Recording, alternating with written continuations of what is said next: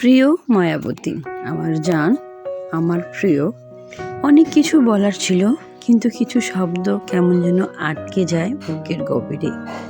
আজ শুধু এইটুকুই বলবো, আমার তোমাকেই লাগবে। হ্যাঁ, আমার তোমাকেই প্রয়োজন, বড্ড প্রয়োজন।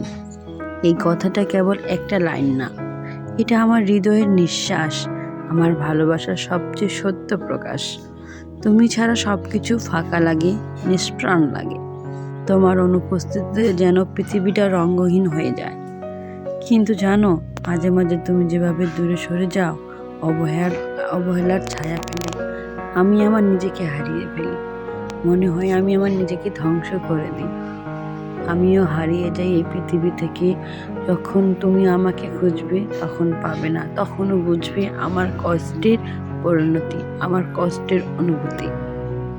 কিন্তু তোমায় এতটাই ভালোবাসি যে তোমার উপর রাগ করে থাকতে পারি না। তাই আজও রেগে নেই, তোমার শরীফ। ভালোবাসার চিঠি। প্রিয় মায়াবতী, তুমি আমার জীবনের সেই অধ্যায় যেটা শুরু হয়েছে তোমার নিঃশব্দ হাসিতে, তার প্রতিটা মুহূর্তে ছড়িয়ে পড়েছে আমার সমস্ত অনুভূতির গভীরে।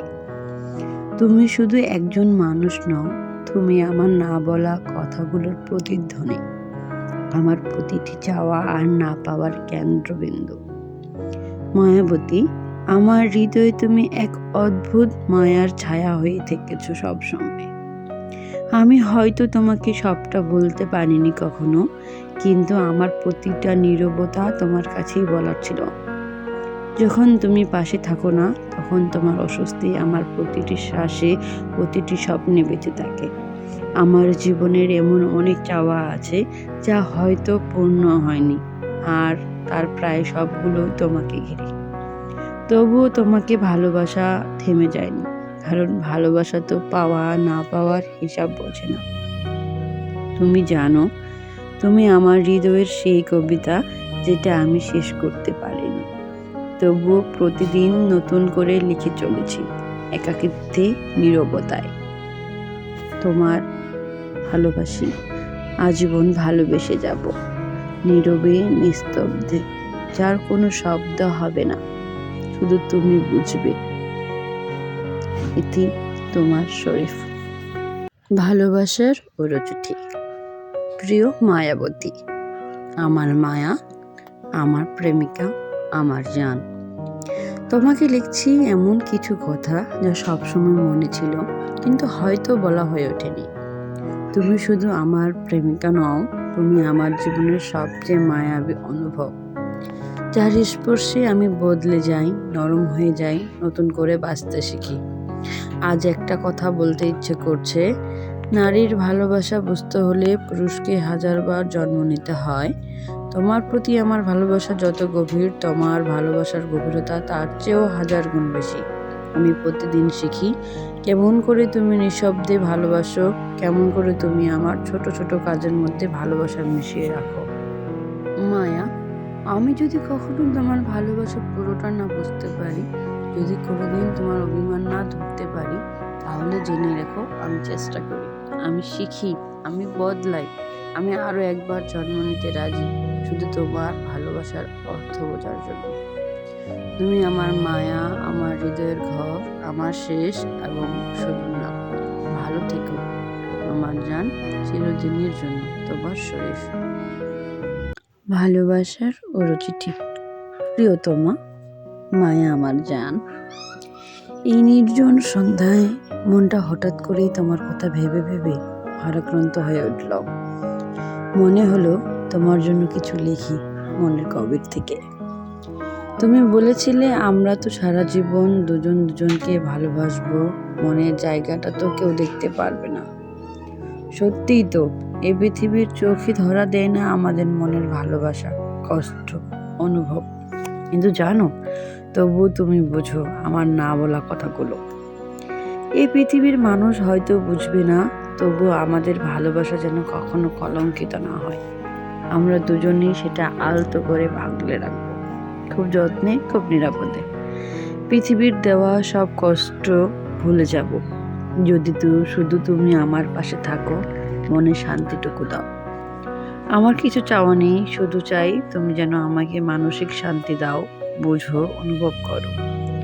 শারীরিক সুখ যদি নাও থাকে, তাও যেন মনের সেই অমূল্য শান্তিটুকু পাই শুধু তোমার কাছে। তুমি বলেছিলে তোমার কষ্ট আমার কষ্ট, আর আমি তখনই বুঝে গেছি এই ভালোবাসা শুধু আবেগ না, এটা আত্মিক বন্ধন। জানি সময় বদলাবে, মানুষ বদলাবে, তবু আমি তোমায় মনে রেখে ভালোবাসবো, মনের গভীরে, নীরবে, নিঃশব্দে। জীবনে ঝড় আসবে সেটা জানি, কিন্তু প্রতিটি ঝড়ে আমি চাই তোমার হাতটা শক্ত করে ধরে থাকি। তুমি থাকো আমার পাশে আর আমি তোমার পাশে। আর যদি কিছু হারাতে হয়, আমি প্রস্তুত, যেন তোমার কষ্ট এক বিন্দুও না লাগে। আমার না হয় এই পৃথিবীর মতো না থাকলাম, তবুও থাকি আমাদের মতো। একখানি ভালোবাসা, একটুখানি সম্মান আর অপার বিশ্বাসটি সারা জীবন তোমারই রব। শরীফ। প্রিয় মায়াবতী, আমার জান, এই চিঠির প্রতিটি শব্দ আমার হৃদয়ের গভীর থেকে উঠে এসেছে। আমি জানি না তুমি কেমন আছো এখন, তবে আমি প্রতিটি মুহূর্তে তোমার কথা ভাবি। মায়াবতী, আমি তোমাকে খুব ভালোবাসি। এই ভালোবাসা কোনো সময়, দূরত্ব কিংবা পরিস্থিতির কাছে হার মানে না। তুমি যদি কখনো দূরে চলে যাও কিংবা আমাকে ভুলে যাও, তবে আমার পৃথিবীটাই থেমে যাবে। কারণ আমি জানি তোমাকে ছাড়া আমি বাঁচতে পারবো না। তুমি আমার জীবনের সেই আলো, যার জন্য আমি প্রতিদিন বাঁচার সাহস পাই। তোমাকে অনুরোধ করছি, আমাকে ভুলে যেও না। আমার ভালোবাসাটা যেন তোমার মনে একটুখানি জায়গা পায়। যদি কখনো মন খারাপ হয়, যদি কষ্টে থাকো, জেনে রেখো কেউ একজন দূরে বসে সারাক্ষণ তোমার কথা ভাবে, তোমার জন্য দোয়া করে এবং একটাই কথা বলে, মায়াবতী, আমি তোমাকে এখনো আগের মতোই ভালোবাসি। ভালো থেকো আমার হৃদয়ের মানুষ। তোমার শরীফ। ভালোবাসার দায়। ভালোবাসা যদি সত্যি হতো, তবে তুমি চলে যেতে না। হয়তো কিছু বলার ছিল না তোমার, তবুও আমি প্রতিদিন শুনে যেতাম তোমার না বলা কথাগুলোর নীরব ভাষা। আমি চাইনি রাজত্ব, চাইনি জয়, শুধু একটু মন চেয়েছিলাম, যেখানে আমি থাকবো একজন আপন হয়ে, নির্ভয়ে। তুমি তা দিলে না, তবুও ভালোবাসি, এই কথাটা ফিরিয়ে নেইনি কখনো। ভালোবাসা তো লেনদেন নয়, এটা একরকম দায়। হ্যাঁ, এটাই হৃদয়ের দায়। ধূসর সন্ধ্যা। আমি প্রেম খুঁজি না, আমি খুঁজি এমন একজনকে যে আমার নীরবতায় কথা খুঁজে পাবে, আমার রাগিয়ে ভালোবাসা অনুভব করবে, আমার চোখে ভবিষ্যৎ দেখতে পাবে। তুমি যদি ভালোবাসার মানে বোঝো, তবে জেনে রেখো, ভালোবাসা মানে শুধু তুমি আর আমি নয়। ভালোবাসা মানে চলার পথে একজন আরেকজনের ছায়া হয়ে থাকা। তুমি কি সেই বিশেষ মানুষ যে আমার হৃদয়ের গল্প পড়তে জানে? দুঃখকে অস্ত্র বানিয়ে তোমাকে ভেঙে দেয়। হ্যাঁ, দুঃখ শোনার মানুষটাই যখন দুঃখ দেয়, তখন পৃথিবীর কোনো দুঃখই আর দুঃখ মনে হয় না। কারণ তখন ব্যথাটা শুধু মনে থাকে না, রক্তের ভেতর ঢুকে যায়, নিঃশ্বাসে লেগে থাকে। যে মানুষটাকে নিজের সব ভাঙ্গাচোরা কথার আশ্রয় ভাবছিলা, সেই যখন একদিন ছুরির মতো কথা বলে ফেলে, তখন বুক ভেঙে যাওয়ার শব্দটা তুমি ছাড়া কেউ শোনে না। লোকেরা ভাবে তুমি নীরব হয়ে গেছো, কিন্তু তারা জানে না তোমার নীরবতার ভেতরে লুকানো আছে হাজারটা চিৎকার, হাজারটা অসমাপ্ত অভিযোগ। সবচেয়ে কষ্ট দেয় সেই মানুষটাই যার কাছে তুমি কখনো কষ্ট চাওনি, যার কাছে শুধু একটু আদর, একটু বোঝাপড়া চাইতে, নিজেকে পুরোটা বিলিয়ে দিতে চেয়েছিলে। হয়তো এটাই জীবনের সবচেয়ে বড় শিক্ষা, সবাইকে দুঃখ বলা যায় না, কারণ অনেকেই দুঃখ শোনে না। দুঃখকে অস্ত্র বানিয়ে তোমাকে ভেঙে চুরে গুরমার করে দেয়। তবুও তুমি টিকে থাকবে, কারণ ভেঙে গেলেও মানুষের মন আবার গড়তে শেখে। শুধু সেই মানুষটার জন্য নয়, নিজের জন্য বাঁচতে হবে নতুন করে, নীরবে, শক্ত হয়ে। প্রাবণ। জীবনের সবচেয়ে সুন্দর গল্পগুলো আসলে অসম্পূর্ণই থাকে। আমি আপনার গল্পের শেষ পাতা, যা কখনো লেখা হবে না।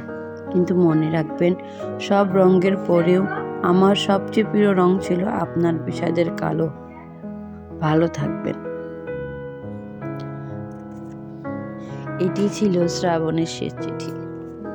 তখন শ্রাবণ মাস, ঝিরঝিরে বৃষ্টিতে শহরের পথঘাট ভিজে চুপচাপ।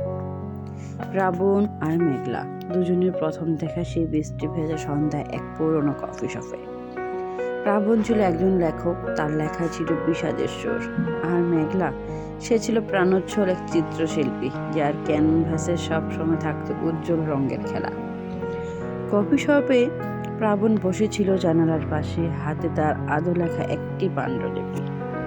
মেঘলা এসে বসলো ঠিক তার উল্টো দিকের টেবিলে। হঠাৎ এক দমকা হাওয়ায় প্লাবনের পাণ্ডুলিপিটা উড়ে গিয়ে পড়ল মেঘলার পায়ের কাছে। মেঘলা সেটা কুড়িয়ে প্লাবনের দিকে বাড়িয়ে দিতেই প্লাবন চমকে উঠল। মেঘলার চোখে ছিল এক অদ্ভুত মায়া, যার বিষণ্ণ হৃদয়ে যেন এক ঝলক আলো এনে দিল। ধন্যবাদ, প্লাবন ফিসফিস করে বলল। একটু মন দিয়ে ধরুন, মেঘলা হেসে বলল। বৃষ্টির দিনে তো পুরোনো জিনিসও উড়ে দিতে চায়, আর এটা তো আপনার লেখা। সেই গুরু, এরপর তাদের রোজ দেখা হতো। বৃষ্টি পড়ুক বা রোদ উঠুক, কফি শপের ওই নির্দিষ্ট কোণটি শুধু তাদের জন্যই বরাদ্দ ছিল। প্লাবন বিষাদ ভরা লেখায় মেঘলা তার তৈরি ছোঁয়ায় ভরে দিত নতুন আশা, আর মেঘলার অস্থির মনকে প্লাবন তার স্থির কথা দিয়ে দিত নির্ভরতা। কিন্তু তাদের গল্পের শেষটা ছিল কিছুটা অন্যরকম। একদিন মেঘলা প্লাবনকে বলল, প্লাবন, আমাকে যেতে হবে। প্লাবন অবাক হয়ে তাকালো। কোথায়? অনেক দূরে, যেখানে রং আর তোলের কোনো নিয়ম নেই। আমার কাজ শেষ, আমি চলে যাচ্ছি। মেঘলার চোখে ছিল না কোনো কষ্ট, ছিল এক শান্ত অঙ্গীকার। প্লাবন আর কোনো প্রশ্ন করেনি। সে বুঝতে পেরেছিল মেঘলা কোনো সাধারণ মেয়ে নয়, সে ছিল ক্ষণিকের জন্য আসা এক বৃষ্টি ভেজা বাতাস, যা হৃদয়ে ছাপ রেখে যায়। পরের দিন প্লাবন কফি শপে গিয়ে দেখলো মেঘলার টেবিলে একটি ছোট খাম। ভেতরে ছিল একটি নীল ডায়েরি আর এক টুকরো কাগজে লেখা ছিল, প্লাবন, জীবনের সবচেয়ে সুন্দর গল্পগুলো আসলে অসম্পূর্ণই থাকে। আমি আপনার গল্পের শেষ পাতা, যা কখনো লেখা হবে না। কিন্তু মনে রাখবেন, সব রঙের পরেও আমার সবচেয়ে প্রিয় রং ছিল আপনার বিষাদের কালো। ভালো থাকবেন, মেঘলা। নীল ডায়েরিটা খুলে প্লাবন দেখলো মেঘলা সেখানে তাদের প্রতিটি দিনের ছবি এঁকে রেখেছে। প্রতিটি ছবিতে রং যেন কথা বলছে। শেষ পাতায় কেবল সাদা ক্যানভাসে একটি মাত্র লাল রঙের ফোঁটা, যেন প্লাবন হৃদয়ে রক্তক্ষরণ। প্লাবন সেই ডায়েরি নিয়ে ফিরে এলো। তার লেখায় বিষাদ আর থাকলো না, বরং তা ভরে উঠল এক স্নিগ্ধ ভালোবাসার পূর্ণতায়। সে বুঝতে পারলো, ভালোবাসা মানে শুধু কাছে থাকা নয়, ভালোবাসা মানে দূরে থেকে হৃদয়ে তার অস্তিত্ব অনুভব করা। এরপর প্রতি শ্রাবণে বৃষ্টি নামলে প্লাবন সে কফি শপে আসে। সে জানে মেঘলা আসবে না, তবুও সে জানালার দিকে তাকিয়ে থাকে। তার মনের ক্যানভাসে মেঘলা আকাশে অসম্পূর্ণ গল্পটাই এখন তার জীবনের সবচেয়ে প্রিয় সম্পূর্ণ ভালোবাসা। হ্যাঁ, এটাই বাস্তবতা। ভালোবাসতে জানতে হয়। শুধু মুখ দিয়ে বললেই ভালোবাসা হয় না। ভালোবাসতে হলে সারা জীবন মনের ভিতরে তার অস্তিত্ব বজায় রাখতে হয়। তাকে মিস করতে হয়, তার কথা ভাবতে হয় যে সে ছাড়া আমি অসম্পূর্ণ। আসলে এই সত্যিকারের ভালোবাসাই হলো কঠিন। তোমাকে হারিয়েছি, কিন্তু ইচ্ছে হারায়নি। আজও এই চোখে খোঁজে তোমাকে, অনেক ইচ্ছে করি তোমাকে এক নজর দেখার, কিন্তু তুমি তো এখন দূরের কেউ। তোমাকে একটিবার দেখতে ইচ্ছে করে। তুমি কি জানো, সে চাওয়াটাই আজ সবচেয়ে বড় কষ্ট। চোখ খুঁজি, মন কাঁদে। সে মানুষটাই ছিল একদিন আমার, আজ সে শুধু তুমি স্মৃতি। ইচ্ছে করে দেখা হোক আবার, কিন্তু বাস্তবতা বড় নিষ্ঠুর। দেখার ইচ্ছা আছে, কিন্তু সাহস নেই। ভালোবাসার জায়গাটা এখনো কষ্টে ভরা। ভালোবাসি আজও বলি না, শুধু কারণ তুমি শুনবে না জানি। তোমার অভাবটা যেন ছায়ার মতো সব সময় পাশে থাকে, কিন্তু ছুতে পারি না। স্মৃতি কখনো জিজ্ঞেস করে না, শুধু কষ্ট দিয়ে যায় নীরবে। তোমার কাছে আমি ছিলাম গল্পের একটা পৃষ্ঠা, আর তুমি ছিলে আমার পুরো উপন্যাস। কিছু মানুষ চোখে থাকে না, তবু মনে থাকে চিরকাল সব ঠিক আছে বলি। সবাইকে নিজের মনটা কখনোই মানে না। ইচ্ছে করে পুরনো সেই দিনগুলোতে ফিরে যাই যেখানে তুমি ছিলে আর আমি ছিলাম। তুমি দূরে আছো ঠিকই, তবে কষ্টগুলো প্রতিদিন কাছে এসে বসে। যে চোখে একসময় আমার জন্য ভালোবাসা ছিল, আজ সে চোখেই আমি একজন অপরিচিত মানুষ মাত্র। চাইলেও ভুলতে পারি না, কারণ তুমি ছিলে আমার প্রিয় অমাবাস। যে মানুষটা একসময় শুধু আমার ছিল, আজ সে অন্যজনের গল্পে হাসে। আমরা বদলাইনি, শুধু বদলে গেছে সময়, সম্পর্ক আর দূরত্ব। তুমি তো খুব সহজে ভুলে গেলে, আর আমি এখনো সেই পুরনো জায়গায় দাঁড়িয়ে আছি। ভালোবাসার শেষ নেই, কিন্তু বিচ্ছেদের একটা মুহূর্ত যেন পুরো জীবনটাই শেষ করে দেয়। তোমার অনুপস্থিতিতে আমি নিজেকে সবচেয়ে বেশি ভালোবাসতে শিখেছি। সবাই বলে সময় নাকি সব ঠিক করে দেয়, তাহলে এই বুকের ব্যথাটা এখনো কেন এই আগের রকম? তুমি ফিরে আসবে এই বিশ্বাসে দিন কাটাই, যদিও জানি তুমি আর ফিরবে না। তোমার ভালো থাকা প্রার্থনা করি, তবুও কষ্ট হয়, কারণ সেই থাকার মধ্যে আমি নেই। কিছু ভালোবাসার শেষ হয় না, শুধু বদলে যায়, আর স্মৃতিগুলো চুপ করে সারা জীবনের জন্য থেকে যায়। কথা না বললে রাখতে হয়ে যায় মাঝে মাঝে। সেদিনও তোমার চোখে সেই রাগের ঝিলিকটা দেখেছিলাম। আমি চুপ করেছিলাম, কারণ আমি জানি তোমার রাগও এক ধরনের ভালোবাসা। তুমি একটু উঁচু গলায় বললে, থাক, আজ কথা বলতে ইচ্ছে করছে না। কথাটা শুনে বুকের ভেতরটা কেমন করে উঠল। হাজার শব্দ জমেছিল মুখে, কিন্তু তোমার নীরবতার সামনে সব শব্দ হার মানল। আমি চরম কষ্ট পেলেও শুধু একটা কথাই চাই, তুমি রাগ করতে পারো, বকতে পারো, কিন্তু কথা বলা বন্ধ করো না। তোমার নীরবতা আমার ভীষণ ভয় করে, কারণ তোমাকে হারানোর ভয়টা ওখানেই লুকিয়ে থাকে। রাতে ঘুম আসছিল না, ভেবেছিলাম তোমাকে ছাড়া কি কোনোদিন থাকতে পারবো। উত্তরটা খুব সোজা, না, পারবো না, এক বিন্দুও না। সকাল হলেই তোমার একটা হাই, একটা ছোট্ট মেসেজ আর একটু হাসি ফিরিয়ে দেয় আমার মুখে। তোমাকে খুব ভালোবাসি, তাই বলি রাগ থাকলে বকো, বকা খেয়ে নেব হাসি মুখে, কিন্তু আমার উপর কথা বলা বন্ধ করো না প্রিয়। তোমার কণ্ঠটাই আমার শান্তির জায়গা। জীবনে কখনো কখনো এমন ঝড় আসে যেখানে সবচেয়ে আপন মানুষও অচেনা হয়ে যায়। মায়ার সংসার ধনী ছিল না, কিন্তু হাসি খুশিতে ভরা ছিল। স্বামী, সন্তান, ছোট্ট একটা পৃথিবী যেটাকে সে বুক দিয়ে আগলে রাখত। কিন্তু সুখের আকাশটা ভাঙতে সময় লাগে না। একদিন হঠাৎ সবকিছু বদলা গেল। একটার পর একটা সমস্যা, এক বছরের জন্য পুরো পৃথিবীটাই ভেঙে পড়লো তাদের ওপর। তবুও মায়া ভেঙে পড়েনি, কারণ সে বিশ্বাস করতো ভালোবাসা থাকলে সব ঠিক হয়ে যায়। কিন্তু সে ভুলছিল। ভালোবাসা থাকলেও মানুষ সবসময় পাশে দাঁড়ায় না।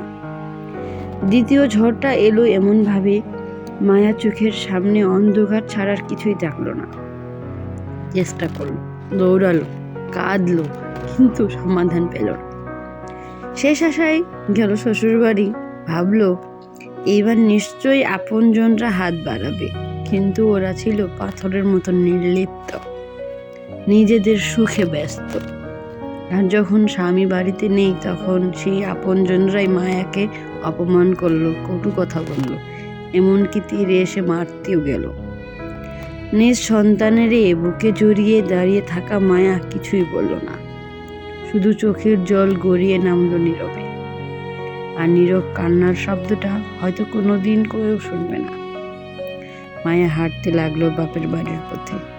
পিছনে পড়ে থাকলো অপমান, তিরস্কার, ভাঙ্গা স্বপ্ন, আর যেটাকে সে একদিন নিজের ঘর বলতো, সেটাই আজ সবচেয়ে বড় পরের জায়গা। বাপের বাড়ি পৌঁছে সে বাঁচল ঠিকই, কিন্তু হৃদয়ের ভাঙ্গা টুকরোগুলো আর জোড়া লাগলো না। শেষমেশ মায়া বুঝলো, বিপদে সবাই পাশে থাকে না, অনেক লড়াই একাই করতে হয়। আর সেই শক্তি অন্য কেউ না, নিজের ভেতর থেকেই খুঁজে নিতে হয়। নিজেই নিজের চরম শক্তি, এতেই পরম বাস্তবতা। আসলে নিজেকে মজবুত আর শক্ত করে গড়ে তোলা উচিত, তবে জীবনের প্রতিটা ঝড় তুফান মোকাবেলা করা যায়। আপনি মনে করিয়েন না যে আপনার থেকে কেউ শক্তিশালী আছে। আপনার সমস্যাগুলো সমাধান করার জন্য, মোকাবেলা করার জন্য আপনার নিজেকে শক্ত হয়ে মোকাবেলা করতে হবে। আপনার থেকে কেউ আপনার জন্য বেশি কাঁদবে না বা বেশি লড়বে না। তাই নিজের জন্য কাঁদুন, নিজের জন্য লড়ুন, শক্ত হন, নিজের ভবিষ্যৎ বেছে নেন, নিজের ভবিষ্যৎ গড়ে তুলুন। ওই যে কবি বলে গেছে না, এমনও জীবন তুমি করিও গঠন, মরণিক হাসিবে তুমি কাঁদিবে ভুবন। আসলে এর যথার্থ তো ব্যাখ্যা অনেক, যেটা ভাষায় বর্ণনা করা যায় না। নিজের জীবনের চরম বাস্তবতার সম্মুখীন হওয়ার পর বুঝতে পেরেছি এই কথাটার মর্ম কতটা। তাই আপনাদেরকেও বলবো, নিজেদেরকে নিয়ে ভাবুন, নিজের ভবিষ্যৎ সিকিউর করুন। ভালো থাকুন, সুস্থ থাকুন। আল্লাহ হাফেজ। যে ভালোবাসা ধরে রাখা যায় না, তা ছেড়ে দিতে হয়, এমনই একটি গল্প কথা মায়াবতীর ভুলে যাওয়া ভালোবাসা। মায়াবতী আর শরীফুল দুজনের গল্পটা একসময় ছিল সবার ঈর্ষার কারণ।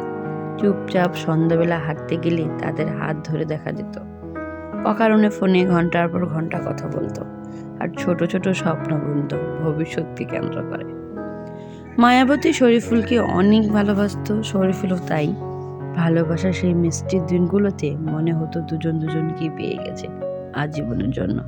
কিন্তু মানুষ তো মন বদলায়, সময় বদলায়, শব্দ বদলায়, কিন্তু যেটা বদলায় না সেটা হলো সেই বদলে যাওয়ার কথা, ব্যথা।